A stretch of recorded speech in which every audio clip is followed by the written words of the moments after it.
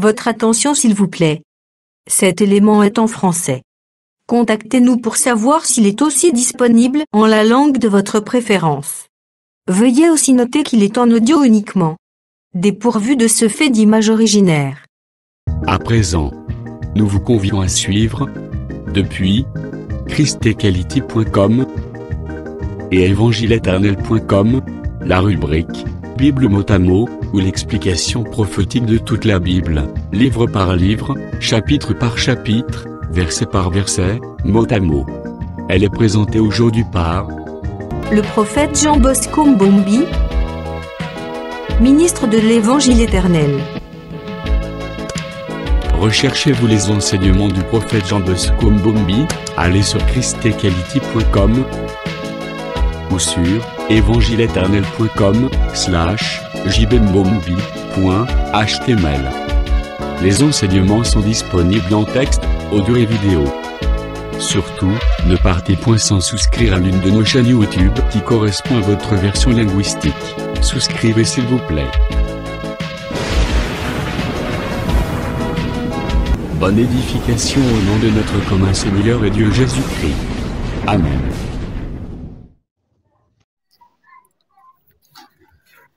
Shalom, que le Seigneur Jésus-Christ vous bénisse. Alors, nous complétons la pensée sur le ministère de Jésus-Christ que nous avons déjà expliqué. Maintenant, nous complétons cette pensée par le 8e point qui concerne les discours de Jésus-Christ. Les discours de Jésus-Christ. Matthieu chapitre 4.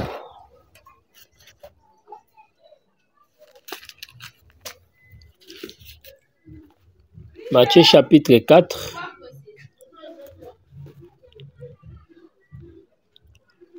Là, je prends le verset 23.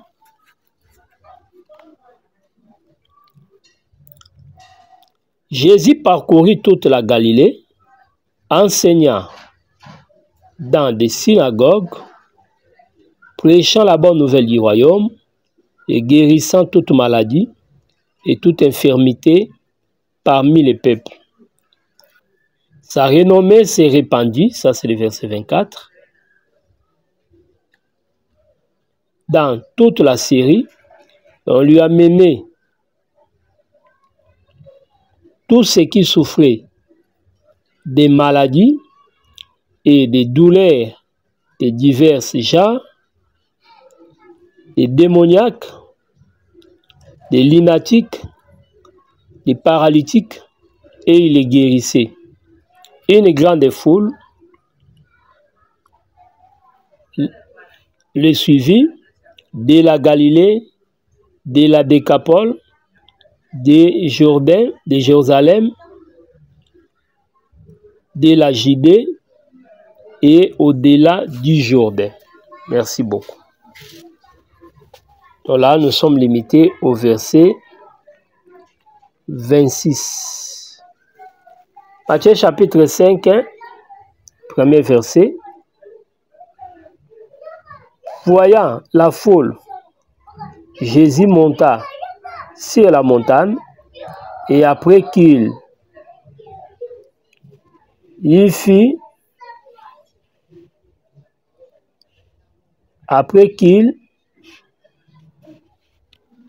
la lumière fait défaut, il fut assis, ses disciples s'approcha de lui, puis ayant ouvert la bouche, et il les enseigna et dit, merci beaucoup. Jésus-Christ était un prophète. Là, Luc chapitre 7, verset 16 confirme cela. Un grand prophète apparut au milieu de nous. Il était le prédicateur par excellence. Voilà pourquoi Jean 7 dit que jamais homme n'a parlé comme lui. Ceux qui étaient allés faire des investigations sur Jésus, voir qu'est-ce qu'il enseignait, l'espionner par rapport à ses activités, était rentré en disant que jamais homme n'a parlé comme lui. Souvent nous disons cela comme un discours, comme une simple récitation, répétition, mais à vrai dire, lorsqu'il faut entrer dans la profondeur, vous allez comprendre qu'on n'a jamais réalisé ce qui était Jésus. On n'a jamais vraiment essayé de comprendre qui était-il. Mais rien que par cette phrase, quelqu'un peut déjà comprendre la grandeur de la personne de Christ. Jamais homme n'a parlé comme lui. Le peuple habitué a écouté des grands orateurs, mais a quand même pris les risques de dire que jamais homme n'a parlé comme lui. Donc lui parlait dans la perfection. Alors Jésus exerça son ministère. Il a commencé son ministère dans la Galilée. Voilà pourquoi on le présente comme l'homme de Galilée. Jésus de Nazareth, l'homme de Galilée. Alors, en considérant l'écriture que nous venons de lire, nous allons comprendre que c'est là où il a commencé son ministère. Voyez, donc, c'est comme ça qu'il va commencer à enseigner. Et nous disons que Jésus a enseigné beaucoup de choses. Lorsque nous voulons parler sur les discours de Jésus, en fait, nous voulons seulement épingler quelques allocutions, quelques mots, discours qu'il a prononcés, mais à vrai dire, Jésus-Christ a parlé plus que ce que nous avons dans la Bible. Et s'il faut considérer toutes les paroles, les discours de Jésus, on manquerait le temps pour épuiser notre exposé. Alors, dans les discours de Jésus, nous allons épingler quelques éléments, quelques paroles de grâce qu'il avait prononcées pendant l'exercice de son ministère. Les versets que nous venons de lire, lorsque vous comprenez ça, vous allez voir que Jésus avait commencé son ministère. Il enseignait dans des synagogues. Donc, il avait déjà commencé à enseigner. Donc, lorsqu'il a parlé, du commencement jusqu'à la fin, il a fait beaucoup de discours. Voyez. Mais là, dans notre étude, nous voulons épingler quelques-uns de ces discours pour votre édification. Alors, premièrement, en rapport avec les discours, nous allons toucher ce qu'on appelle les béatitudes. Les béatitudes, au nombre de 8, que nous trouvons dans les livres de Matthieu. Mais lorsque vous considérez Luc, vous allez voir, il en a parlé. Quand vous prenez Luc chapitre 6, vous descendez en commençant même par les versets 20 et vous descendez là-bas, 36, vous allez remarquer, on a aussi fait mention sur les béatitudes. Mais ici, dans Matthieu, on en parle 8. Mais vous allez remarquer de l'autre côté, on a cité que 4 béatitudes, je pense. Voyez, donc il y a des mots, des pensées qu'on n'a pas répétées là-bas. C'est là où nous disons que Luc n'était pas un témoin oculaire, mais au contraire, il avait aussi écouté. Voilà pourquoi il n'a pas reproduit tout ce qui s'était dit. Par exemple, quand vous prenez la pensée qui concerne les affligés, heureux les affligés, ils seront consolés. C'est une portion qu'on n'a pas évoquée. Heureux ceux qui procurent la paix. Vous allez voir par exemple, on n'en a pas parlé. Voyez, les affligés, je pense, c'est heureux ceux qui pleurent. Je crois là, on a répété ça. Mais quand vous prenez par exemple, heureux ceux qui procurent la paix. Ça, on n'en a pas parlé. Donc, c'est pour dire, sur les 8 béatitudes, Luc n'a répété que 4. Donc, ce sont là les différences que nous essayons d'établir lorsqu'on fait la comparaison entre les témoignages de l'Évangile. Donc, les livres de Marc, comme les livres de Jean, dans leurs témoignages, ils n'ont pas fait mention des béatitudes, mais c'est plutôt Matthieu et Luc qui en ont parlé. Alors, les discours de Jésus, il y en a plein. Mais nous voulons étudier premièrement les béatitudes. Alors, quand vous considérez ces discours, on dit que Jésus s'assit sur la montagne et ses disciples vinrent. Voyez. Alors, la scène s'est passée non loin de la mer de Galilée, appelée aussi lac Tibériade, ou Génézareth. Voyez, la scène n'était pas loin. Alors, quand on ne maîtrise pas, on ne fait pas attention, on peut croire que le jour où Jésus avait emprunté la barque de Pierre, c'est ce jour-là qu'il en avait parlé. Non. Là, Jésus enseignait sur la barque. C'est un événement qui était avant, Luc 5. Mais ici, c'est un événement postérieur. Voyez, quand Jésus enseignait sur la barque, voyez, on n'a pas fait mention de ce discours-là. Mais vous allez remarquer qu'il n'avait pas de disciples autour de lui. Mais la connaissance qu'il avait fait d'André et de Pierre, c'est dans cette occasion-là qu'il va les rapprocher pour commencer la marche avec eux.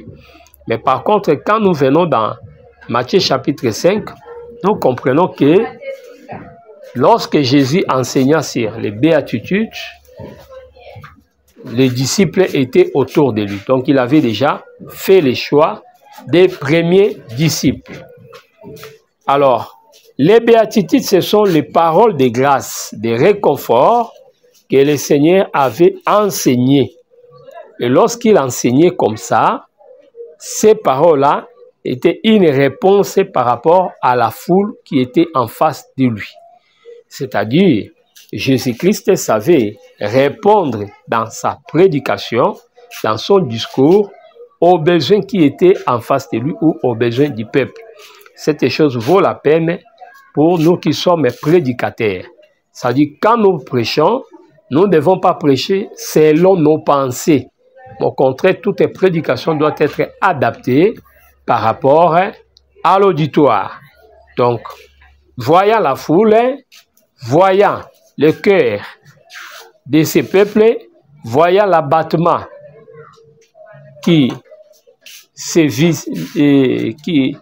l'abattement qui régnait dans leur visage, le Seigneur avait compris qu'il y avait un besoin, que le peuple était dans le désespoir, il fallait les réconforter. Voilà pourquoi ce discours-là était bienvenu. Alors, quelles sont les 8 paroles? C'est ce que nous allons apprendre dans notre étude qui concerne les discours de Jésus-Christ. Les béatitudes, je commence par les premiers. Matthieu chapitre 5, je reprends 1 à 3. Voyant la foule, Jésus monta sur la montagne et après qu'il se fit assis, ses disciples s'approchèrent de lui. Puis, ayant ouvert la bouche, il les enseigna et dit: Heureux les pauvres en esprit, car le royaume des cieux est à nous. Merci beaucoup. Ici, on ne parle pas sur les pauvres dans la chair. Ce verset a été mal interprété pendant des siècles. Et des faux croyants, des faux prédicateurs en ont utilisé pour appauvrir davantage les peuples de Dieu. Mais nous devons comprendre que Jésus employait un langage spirituel pour les choses spirituelles. Les pauvres dont il est question ici, ce n'est pas les pauvres comme Adam, puisque lorsqu'Adam perdit l'héritage, il était devenu pauvre. Souvenez-vous de la loi du jubilé dans Lévitique chapitre 25, si ton frère devint pauvre. Voyez, dans ce contexte-là, celui qui devenait pauvre perdait ses richesses. Voilà pourquoi il devenait pauvre. Alors, c'est pareil avec Adam. La pauvreté d'Adam, c'était le fait de perdre la richesse de Dieu qui n'est rien d'autre que la parole. Donc Adam avait perdu, voilà pourquoi il était devenu pauvre. Des riches qu'il était, des rois qu'il était pour diriger toute la création, mais Adam était devenu esclave, il était devenu pauvre. Mais ici, on ne parle pas de la pauvreté qui consiste à perdre la divinité, mais ici, il est question de la pauvreté quant à la foi. C'est-à-dire, errer les pauvres en esprit, car le royaume des cieux est à nous. Donc, c'est là où Jésus-Christ dira à l'homme riche de tout vendre et de les suivre. Vous voyez, c'est-à-dire, il demandait à cet homme de devenir pauvre. Vous voyez, c'est très très important. C'est que ici, devenir pauvre, c'est le fait de perdre les richesses de ce monde. Le fait de perdre tout ce qui est comportement qui ne cadre pas avec l'évangile. C'est le fait de se repentir, voyez, de se dépouiller des richesses de ce monde. La jalousie, la colère, les mensonges, toutes ces valeurs-là, toutes ces antivaleurs sont regardées comme étant des richesses pour les païens. Alors, devenir pauvre, c'est le fait d'abandonner cela. Voyez, lorsque Bartimée, qui était aveugle, avait suivi Jésus, la Bible dit, le geste qu'il avait fait, c'était celui de jeter les manteaux. Or, comme aveugle, les manteaux là, c'est dans ces manteaux qu'il mettait de l'argent. C'est-à-dire, l'abandon de ces manteaux-là, c'était aussi le dépouillement. C'était le dépouillement. Vous pouvez lire ça dans le livre de Marc chapitre 10. Vous prenez le verset 46, vous allez jusqu'à 50-51. Donc vous allez voir que lorsqu'il s'était levé pour suivre Jésus, il s'était dépouillé de son manteau. Voyez.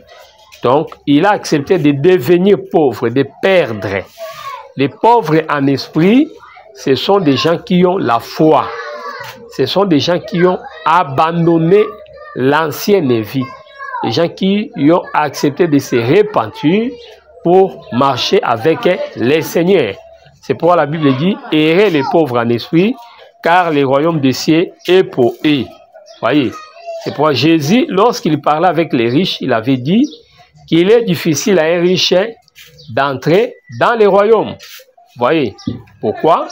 Les richesses du riche l'empêchent. Or, quand nous considérons Israël aussi comme étant les riches dans la révélation, nous disons que sa richesse était la loi. Voyez, puisque Romains chapitre 9, quand vous prenez les versets 4 à 5, vous allez comprendre que là-bas, on fait mention des richesses d'Israël. Voyez, on parle sur les richesses. Voyez, les patriarches, la circoncision, les cultes, voyez, les alliances israéliennes, considérer cela comme des richesses.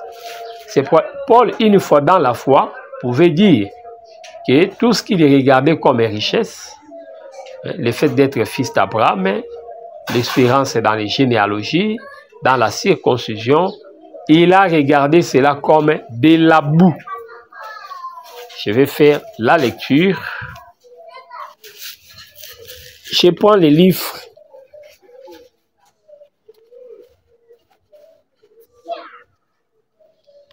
des Philippiens.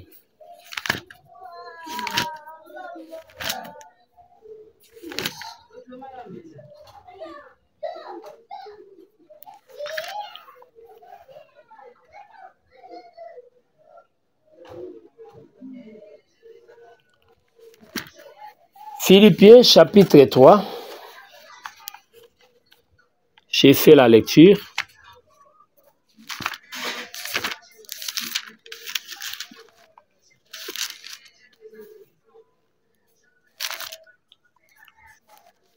Philippiens chapitre 3. Je commence par le verset 4. Moi aussi, cependant, j'aurais sujet d'aimer, de mettre ma confiance en la chair. Si quelqu'un autre croit pouvoir se confier à la chair, je l'ai pris bien davantage, moi circoncis du 8e jour, de la race d'Israël, de la tribu de Benjamin, hébreu, né d'hébreu, quant à la loi, pharisien, quant aux zèles persécuteurs de l'Église, irréprochable à l'égard de la justice de la loi. Mais ces choses qui étaient pour moi des gains, je les ai regardées comme une perte à cause de Christ. Voyez. Donc, la loi était aussi une richesse pour la maison d'Israël.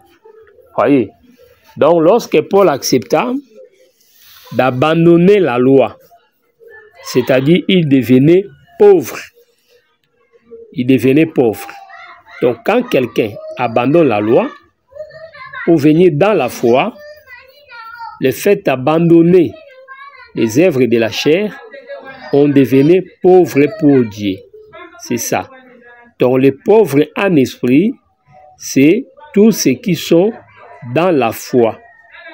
C'est-à-dire tous ceux qui sont fils d'Abraham.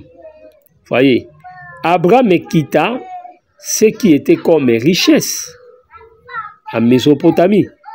Il abandonna des maisons, puisqu'à l'époque là, après la tour de Babel, les hommes avaient déjà la capacité d'évoluer. La technologie de l'époque était quand même évoluée, puisque la tour construite dans Genèse 11 était plus qu'une maison en étage. Voyez, donc c'était des constructions évoluées. Donc Abraham quitta les richesses pour vivre sous la tente. C'est-à-dire, lui qui quitta des maisons pour venir habiter sous des tentes, c'est-à-dire, ils étaient devenus pauvres. Voyez, et les pauvres. C'est pour même Jésus-Christ qui quitta le ciel pour venir habiter sous la tente, c'est-à-dire porter un corps, automatiquement, il devenait pauvre.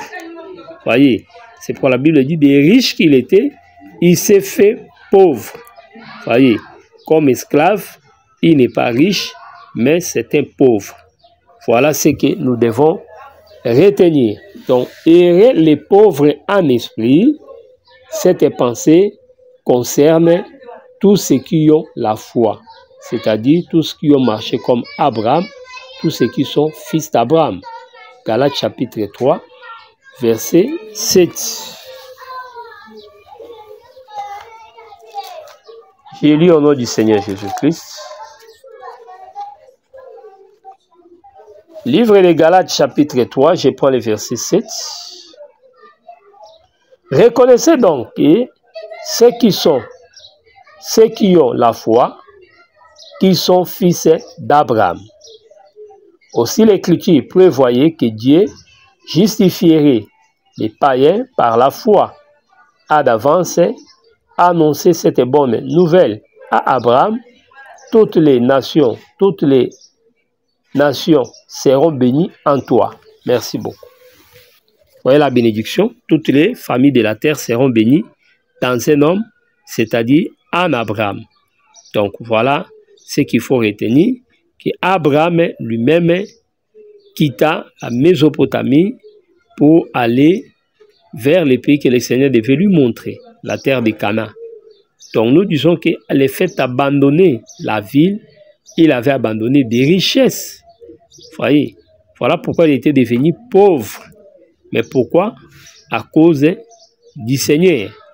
C'est pour si quelqu'un devient pauvre, qui ne regrette rien, puisque la Bible dit « errer les pauvres ». Voyez, et cette promesse les rend errer. Pourquoi?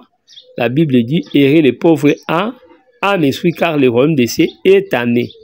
Donc le royaume, c'est pour les pauvres. Par contre, les riches ne seront pas entrés dans la porte du royaume qui est tellement étroite. C'est ça le problème. Donc, grande est la porte qui mène à la perdition, mais la porte qui mène au ciel est étroite. C'est ça, le livre de Matthieu chapitre 7. Quand nous prenons le verset 7, nous descendons jusqu'au verset 12 là-bas. On fait mention de cela, que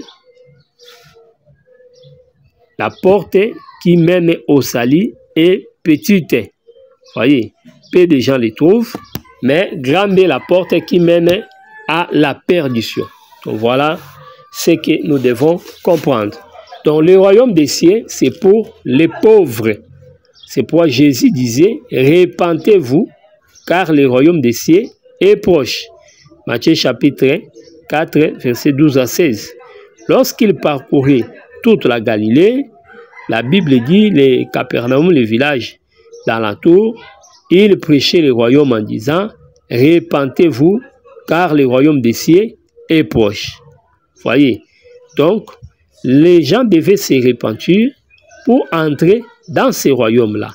C'est là où nous disons que pour entrer dans les royaumes, la condition, c'est la repentance.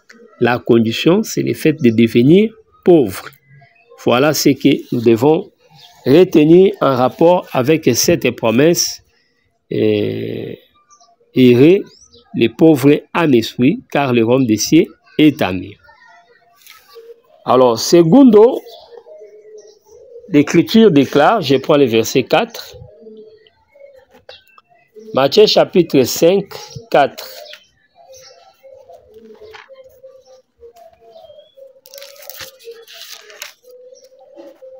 Je lis au nom du Seigneur Jésus-Christ.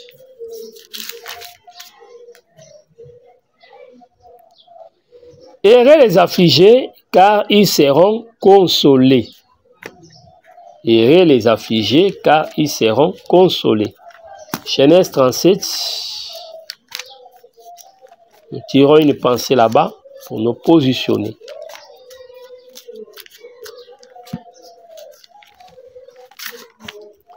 Genèse 37, nous allons lire les derniers versets.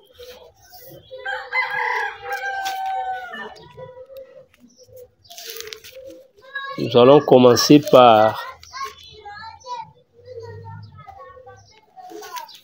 le verset 26.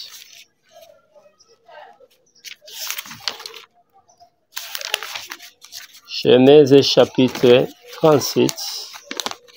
Commence par le 36e verset.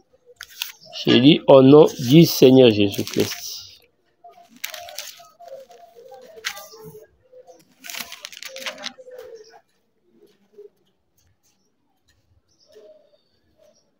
Je prends l'écriture. Jacob l'a reconnu. Je commence par le verset 33 plutôt, c'est 33. Jacob l'a reconnu et dit, c'est la tunique de mon fils. Une bête féroce l'a dévoré. Joseph a été mis en pièces. Et il déchira ses vêtements et il mit un sac sur ses reins. Et il porta longtemps le deuil de son fils. Tous ses fils, toutes ses filles vinrent pour le consoler, mais il ne voulut recevoir aucune consolation. Il disait, c'est en pleurant que je descendrai vers mon fils au séjour des morts, et il pleurait son fils. Donc j'ai lu les versets 33 jusqu'au verset 35. Les affligés, ce sont des gens qui ont l'affliction. Qu'est-ce qu'on appelle affliction? L'affliction, c'est la détresse. C'est une forte douleur. Voyez, lorsque quelqu'un vit la dépression, c'est-à-dire il est affligé, il n'a plus intérêt sur ses activités, tout devient inutile. L'affliction ronge. L'affliction peut nous conduire au suicide. Voyez. Alors, remarquez la situation qui était arrivée à Jacob. Le fait de perdre Joseph, le bien-aimé, le prince de ses frères. Voyez. Lorsqu'on lui annonça la mort de Joseph, la Bible dit que Jacob pleura amèrement et il ne voulut pas être consolé. Cette façon de pleurer, c'est ce que l'Écriture va rappeler lorsqu'on a massacré les enfants temps de Jésus. que Rachel pleure ses enfants. On a entendu des cris à Rama. Rachel pleure ses enfants et ne veut pas être consolée. Voyez. Mais au fait, quand il faut chercher noir sur blanc, vous n'allez pas trouver une place où Rachel était en train de pleurer.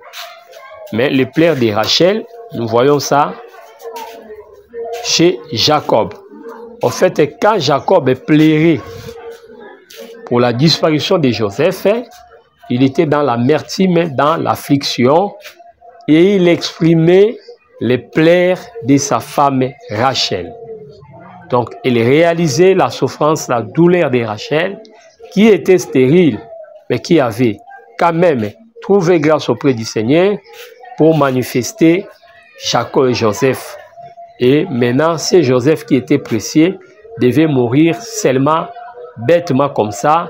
C'est ce qui faisait la rage ou la désolation, la détresse de Jacob. Donc, nous voyons là-bas que Jacob était un affligé.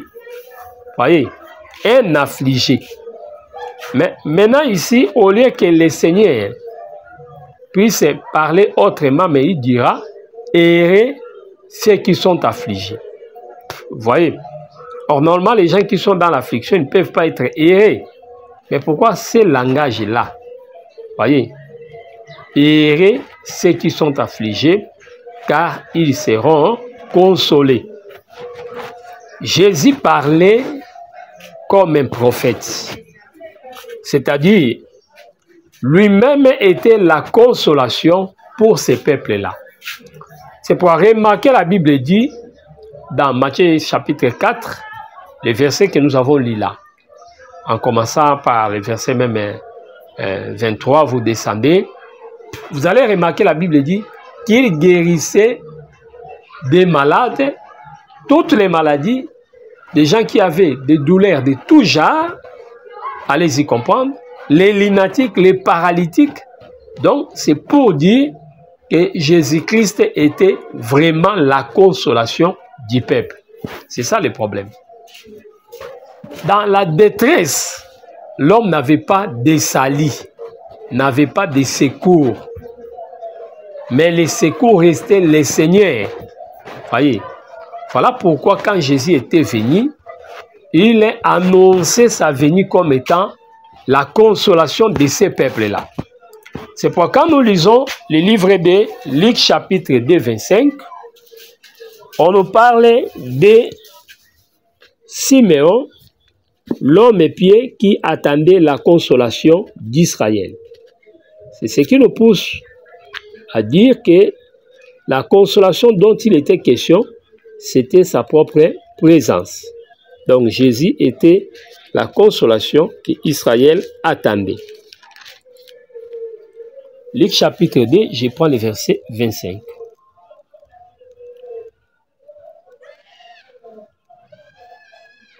Je fais la lecture. Et voici, il y avait à Jérusalem un homme appelé Siméon. Cet homme était juste et pieux. Il attendait la consolation d'Israël. Et l'Esprit Saint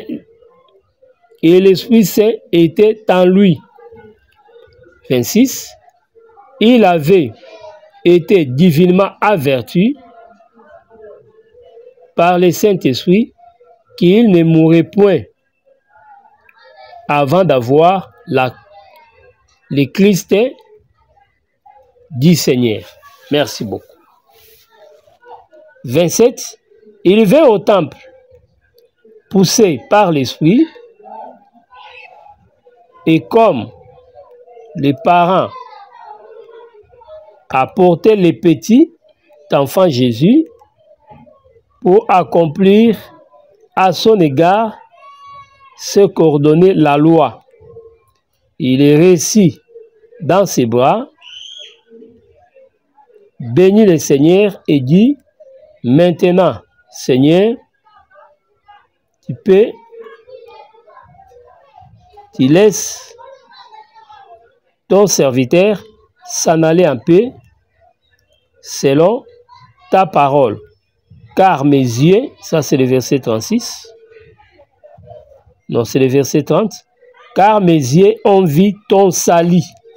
Merci beaucoup. Jésus est né, mais l'Écriture le présente comme la consolation. Donc là, la consolation, c'est un nom. C'est pourquoi nous avons dit que Jésus parla de la consolation, c'était par rapport à lui-même. C'est-à-dire, lui qui était en face d'eux, c'est lui qui devait les rendre heureux. Donc, heureux les affligés, car ils seront consolés. Ils seront consolés comment? Par son ministère, qui purifiait les lépreux, qui guérissait les malades, qui faisait marcher les paralytiques, qui faisait entendre les sourds et qui faisait parler les muets. Vous comprenez? Donc, c'est là où nous disons que Jésus-Christ était la consolation. Donc, pour nous, premièrement, la consolation, c'est un homme, c'est la personne de Jésus-Christ. Voyez, c'est pourquoi Jésus-Christ était là pour consoler l'homme. En d'autres mots, ce que nous avons perdu, la parole perdue en Éden, était retrouvée lorsque Jésus était venu. C'est pourquoi nous avons dit que Jacob n'était pas consolé par ses enfants, ni par les voisins. Ses enfants qui essayaient de les consoler, il faut les regarder aussi comme étant les prophètes. Donc, ses fils incapables de les consoler, ce sont les prophètes. Mais il fallait seulement Joseph puisse les consoler. C'est-à-dire la consolation, c'est lorsqu'on retrouve ce qu'on avait perdu. En d'autres mots, nous disons que les fils des prophètes étaient dans les troubles lorsqu'il avait perdu les fers. Mais il réussit la consolation lorsque les fers s'y nagea sur l'eau. Vous voyez, c'est ça la consolation. Donc Jacob n'était pas consolé, mais il sera consolé lorsqu'il verra Joseph. Quand on lui dira que Joseph vit encore. Vous voyez sa consolation.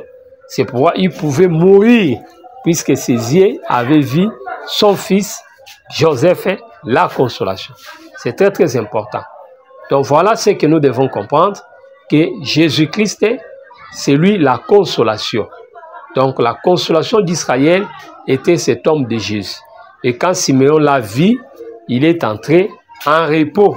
Laisse ton serviteur s'en aller, c'est-à-dire se reposer. Donc sans la consolation, on n'est pas dans les repos. C'est là où nous disons à tous les frères païens, à tous les bien-aimés qui ne connaissent pas le Seigneur, que peu importe les moyens, les possibilités que vous avez, mais quand vous n'avez pas Jésus dans votre vie, vous êtes sans consolation. Aucune richesse ne fera la joie de votre cœur. C'est très très important.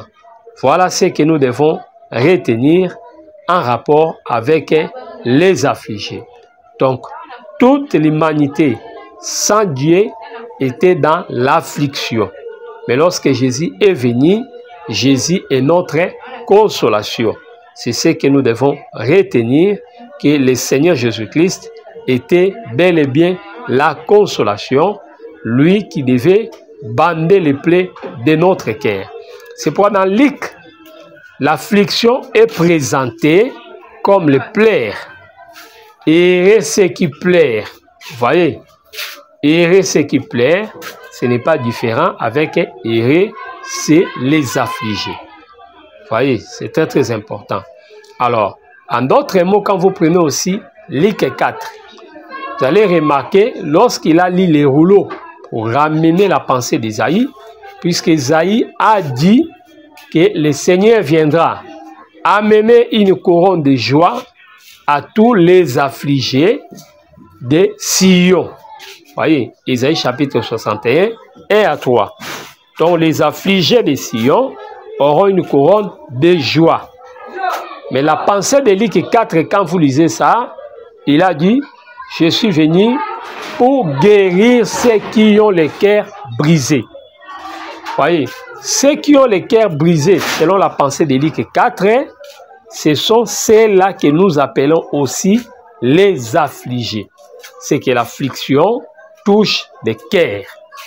Voyez, donc la consolation, c'est aussi la guérison intérieure, c'est aussi la guérison du cœur. Le cœur est blessé d'une manière ou d'une autre. Voyez, l'affliction est causée de diverses manières. Même les problèmes de chaque jour sont capables de susciter l'affliction. Là, nous prenons Luc 7, la veuve de Naïn. Vous allez remarquer que l'enfant était mort. Voyez, le fils unique de la mère était mort. Et aucune personne n'avait la capacité de consoler cette femme. Au contraire, nous avons vu un service fabriquer les cercueils pour que l'enfant soit enterré.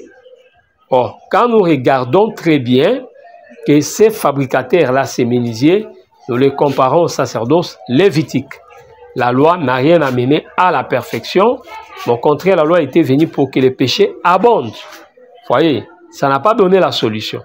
Au contraire, ça a augmenté la tristesse. Voyez, c'est pourquoi on dit que la femme est saignée, mais son état allait de pire. Voyez, donc, ne faisait qu'empirer. Pourquoi? Puisqu'il n'y avait pas de consolation, il n'y avait pas de solution. Ceux qui cherchaient à apporter la solution a aggravé davantage la situation. C'est ce que nous disons, que la loi n'est qu'un médecin de néant, incapable de guérir, mais au contraire aggrave la situation. L'enfant était mort, la mère voyait quand même son enfant, pouvait toucher, se consoler même en touchant. Mais maintenant, on les prive de cet enfant, on les met dans les cercueils. Ça, c'est l'œuvre du sacerdoce lévitique. On les condamne davantage au lieu de les ressusciter. Voyez, mais gloire soit rendue à Dieu, puisque quand les anciens de la ville étaient absents, il y a eu un ancien à la porte, c'est la personne de Jésus-Christ. Pourquoi cette rencontre à la porte? Puisque c'est le lieu du jugement, il devait justifier cette femme. Lui, le fils unique venu du Père, il était venu pour guérir ses fils uniques de la mère. Donc, il y avait là les croisements, les mariages entre le ciel et la terre, et les miracles s'étaient produits. Que le Seigneur soit loué. Donc, nous disons que cette femme-là était dans l'amertume, mais Jésus-Christ était sa consolation. Voyez, donc elle était affligée. C'est comme Jaïrus était aussi affligé. Les joueurs de flûte, les sacrificateurs, malgré leur prédication, ils étaient incapables. Voyez, mais quand Christ est venu, lui la parole, il arrêta cette musique-là et dira à la jeune fille, lève-toi, Talita Koum, et il va les remettre à ses parents. Vous voyez, il était la consolation. Donc Jaïrus était un affligé, tous les malades étaient des affligés, la femme veuve de Naïn était une affligée, mais quand le Seigneur était venu, c'était pour la guérison de leur cœur. C'était pour leur accorder la consolation. C'est pourquoi quand nous croyons en Jésus-Christ, là, il y a possibilité de recevoir cette consolation. C'est pourquoi la Bible dit, lorsqu'on tourne les regards vers lui, on est rayonné de joie. Donc, dans tous nos problèmes, tournons les regards vers Jésus-Christ. C'est lui qui est là pour nous accorder sa grâce, nous amener la consolation. Voilà la pensée qui est cachée dans ces discours qui touchent les pauvres en esprit et qui touchent les affligés. On y reviendra pour continuer notre pensée, pour prendre l'autre portion du discours par la grâce de Dieu et donner l'explication. Que le Seigneur Jésus-Christ vous bénisse. C'est le vôtre, le prophète Jean Bosco de Kinshasa. Contact et coordonnées plus 243 89 541 88 90. Que Yehoshua HaMashiach vous bénisse.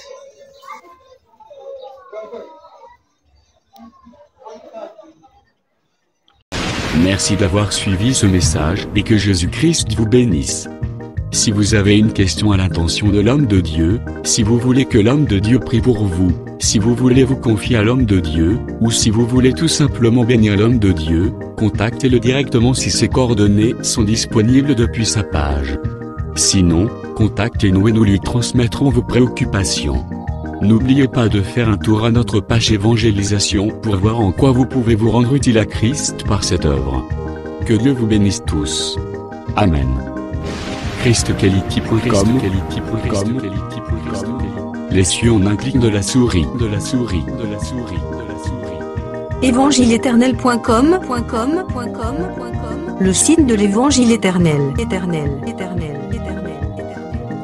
Christ et Quality Fondation, équilibrer la manne ramassée dans le désert de sorte que chacun ait un numéro. Branchez-vous sur ChristEquality.com ou sur évangile-éternel.com et vous attendra au rendez-vous. La radio mondiale évangile-éternel.com, enseignement non-stop. La télé prophétique, évangile-éternel.com TV.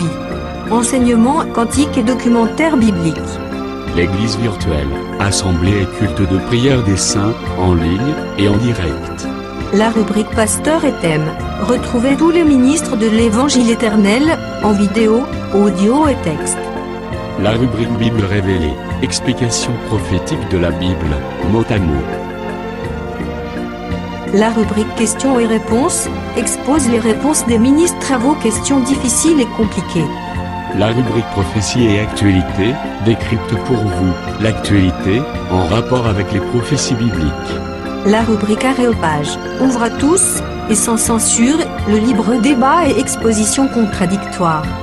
Évangile-éternel.com, démystifié au moyen de l'enseignement, des erreurs, des fausses religions, églises, doctrines et philosophie. Nos enseignements confrontent l'apostasie et les idées préconçues pour vous attacher à la saine doctrine. Vous y trouverez de l'exhortation, du réconfort spirituel et de l'incitation à vous sanctifier. Sur évangile-éternel.com, sollicitez une requête de prière, et les ministres et plusieurs saints prieront pour vous.